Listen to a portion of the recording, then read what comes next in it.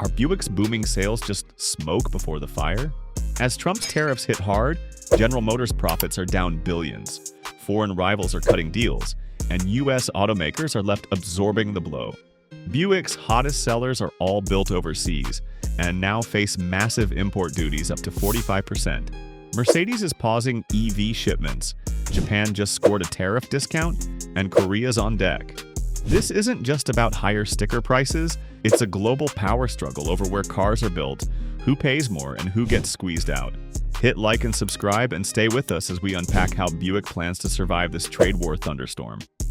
General Motors isn't just struggling, it's getting hit hard. The company reported a massive 35% drop in second quarter net income, with $1.1 billion of that pain coming directly from U.S.-imposed auto tariffs. These are not just small setbacks either. General Motors' annual losses due to tariffs are projected between $4 billion and $5 billion. That is nearly half the company's net income from last year wiped out just to keep cars on U.S. lots. Revenue slipped slightly to $47.1 billion.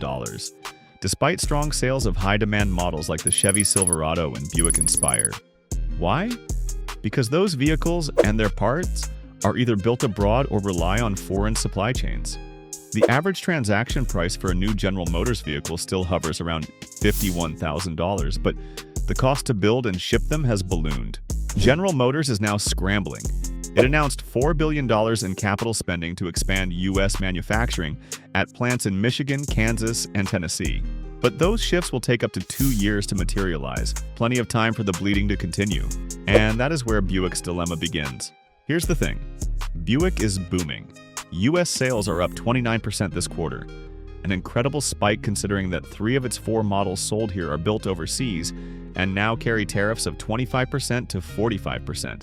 The Envista and Encore GX, assembled in South Korea, are Buick's hottest sellers and still profitable despite the import taxes. Meanwhile, the China-built Envision faces the steepest penalty of all, a 45% tariff. Buick's only model built in the US, the Enclave, is due for an update in 2028. So why isn't General Motors moving production stateside faster? Because its lineup is relatively new and locked into current global manufacturing setups until the late 2020s. Moving assembly now would be disruptive, expensive, and strategically premature. GM's CFO Paul Jacobson admits they're holding off on big changes for now, aiming instead to trim costs by 30% behind the scenes. No price hikes for Buick yet, but incentives are fading. And with an EV market slowdown, plans for US-bound Buick electrics like the Electra B5 have been shelved. So what's everyone else doing? Pausing shipments fast? May 2025 saw a stunning 72.3% drop in car imports to the US, a direct response to the 25% tariffs that kicked in back in April. That's not a trend, it's a market panic. Brands like Jaguar, Audi, and Nissan have either paused shipments or dropped trim options. Goodbye manual Nissan Versa, just to keep prices from soaring. In hard numbers, that's just 3,599 shipping container units in May, down from nearly 13,000 a year earlier. Parts imports also fell 15%, while bodies ticked up slightly, which means everyone's scrambling to figure out how to get cars into the US without losing cash. Car dealerships are feeling it too. April inventories were healthy with 66 days worth of stock. But May? That's when the slowdown hit. And it's not just supply, it's strategy. Automakers are betting that short-term pain might bring long-term policy clarity. But if no deals emerge, the next few months could look eerily like COVID-era shortages. Meanwhile, foreign competitors just got a backdoor deal that's making Detroit nervous. President Trump's new trade pact with Japan has automakers across the US fuming.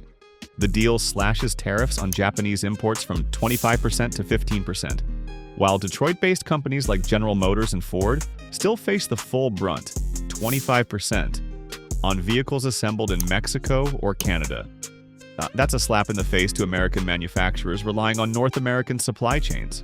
Stocks in Toyota and Honda surged on the news. So did shares in Korean and European car makers on optimism that their leaders will follow suit. Meanwhile, the American Automotive Policy Council, which represents General Motors, Ford, and Stellantis, called it a bad deal for U.S. auto workers and a strategic disadvantage. Commerce Secretary Howard Lutnick, however, waved off the criticism. His message? Build it in America and you're good. Easy to say, not easy to execute. General Motors imports nearly half its U.S. inventory, and shifting production takes years, not months. The broader message is clear. Trump's deals are unpredictable, and U.S. companies can't bank on being protected. And now Mercedes is hitting the brakes too, but for different reasons. Mercedes-Benz just hit pause on its entire EQ electric lineup for the US, EQE, EQS, SUVs, and sedans alike. No new orders, no shipments, effective September 1st. The reason? The $7,500 EV federal tax credit vanishes at the end of that month, and Mercedes doesn't want to be left holding the bag. In the first half of 2025, EQ sales in the US dropped nearly 50% compared to 2024. Critics point to awkward design choices and interiors that miss the luxury mark. The company slashed prices by as much as $15,000 to clear lots. But this is more than a summer sale. The Tuscaloosa plant in Alabama will keep making EQ SUVs for export. German factories continue building for Europe and Asia. Mercedes calls this a tactical pause, not a retreat.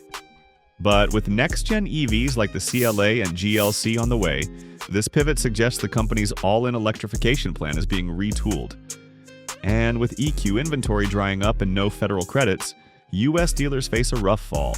So where does all this leave Buick and General Motors? Let's break down what's next. Buick is caught in a dangerous squeeze. Sales are strong, but the brand is boxed in, trapped by overseas production, hit with punishing tariffs, and no major refreshes coming before 2028. General Motors has committed $4 billion to ramp up U.S. production, but the impact won't be felt for 18 to 24 months. That's a long time to ride out financial blows as steep as $5 billion a year. In the short term, Buick's best move is to hold steady. The Encore GX and Envista remain profitable even with tariffs, but if costs climb or incentives dry up, that math could change. General Motors has already hinted it's open to moving assembly, but only once updates are due. Translation: we're likely in a holding pattern until at least 2026. Meanwhile, EV plans are in limbo. Buick's Electra B5 won't hit U.S. showrooms due to a 100% tariff on Chinese-built EVs. With demand cooling and incentives evaporating, GM may shelve additional EV launches until policy and consumer interest stabilize. The wild card is trade policy. If the U.S. cuts new deals with South Korea or the EU, General Motors could find relief. But if tariffs hold and global rivals get preferential treatment, Buick's winning streak may end in a tailspin. In the end, here's the sum up on today's video. Buick's riding a wave of sales, but it's a fragile one, built on overseas production now caught in a tariff crossfire. GM is eating billions in losses, delaying EV plans and hoping cost cuts buy enough time. Meanwhile, Mercedes hits pause, Japan scores a discount, and the EU braces for fallout. Trump's August 1st deadline could redraw the map overnight. Will GM double down on U.S. production, or keep losing more profits trying to wait it out? Drop your take in the comments. Smash like and subscribe for more sharp analysis. We'll be watching what breaks next. See you in the next one.